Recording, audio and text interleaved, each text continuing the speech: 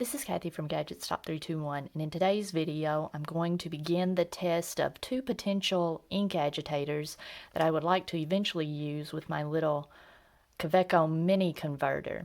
Now the first possibility is these little chrome steel ball bearings, and they are 2 millimeters in diameter, and if I do end up using these, I'll probably put 2 or 3 in the converter, kind of like you have with the Pilot Con 40. In fact, the Con 40 I think has 4 beads in there, maybe. Yeah, 4 beads. Another possibility is actual stainless steel. It was labeled as stainless steel 316, which from my very limited amount of research seems to be a very corrosion resistant type of stainless steel. These weren't even labeled as stainless steel, and the product description did warn that they could rust. But these are stainless steel. They are 3 millimeters in diameter, and the thing I like about these is I would only have to have one, I believe. So the way I want to test these is I'm going to put them in a vial of ink, and I got online to see which one of my inks might be the most acidic, and I don't know if this is the most acidic ink in my collection, but I did find that Chicorin has a pH of around 5, a little bit less than 5, 4.9 or something like that. So I thought I would use it. I'm going to put one of each, one ball bearing of each in a vial with some Chicorin and leave it there for a while and see if anything happens.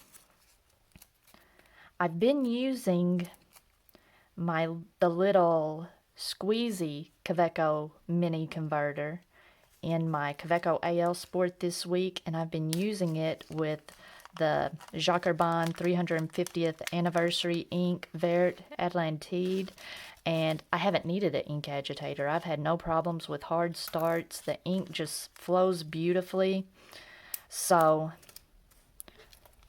hopefully by the time I want to use an ink that's a drier ink that tends to stick in the converter, I'll have some answers about these two types of beads.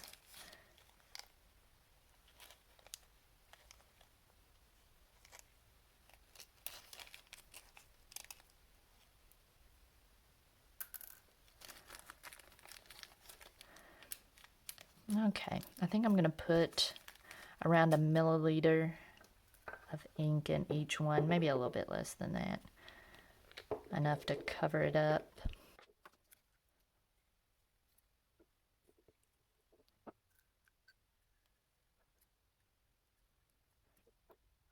All right, I'm going to let that set, and I'll come back and check it every few days.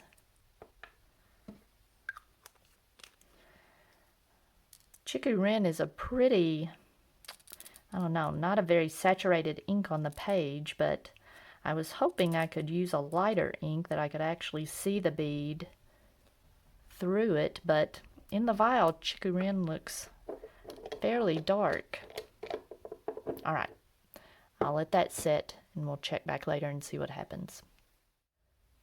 The ball bearings that I've been testing as ink agitators have been in Iroshizuku Chicorin for several days now.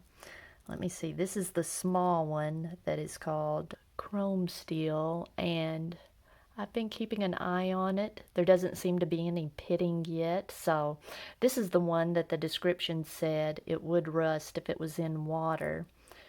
No rusting so far, so that's good. And this is the larger ball bearing that was made out of higher quality stainless steel. No pitting on it. It's a 3 millimeter ball bearing.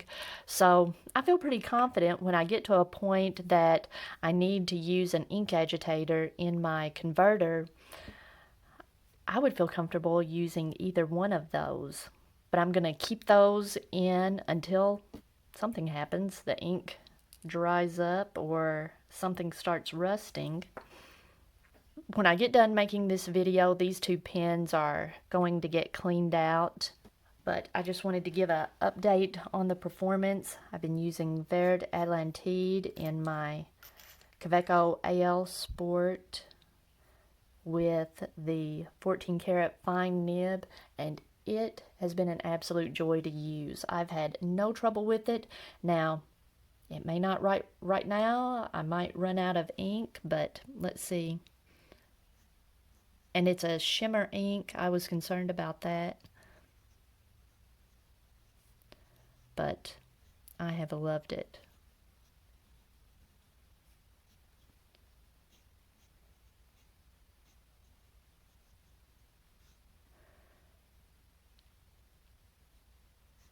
And this ink has kind of changed my mind about shimmer inks. The shimmer is very subtle. It's not an in-your-face sparkly ink.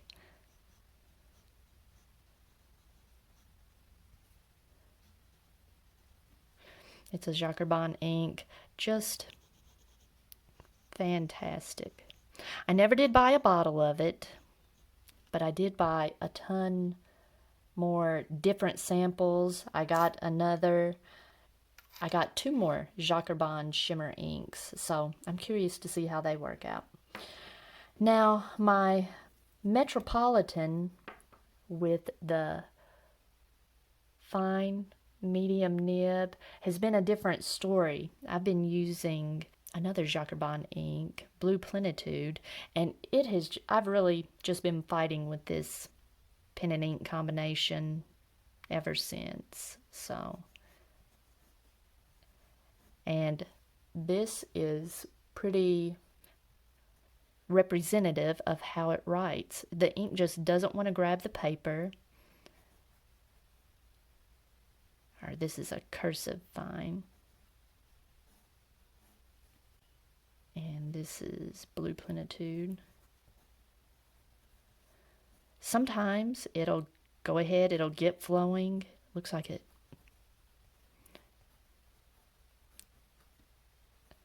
I don't know.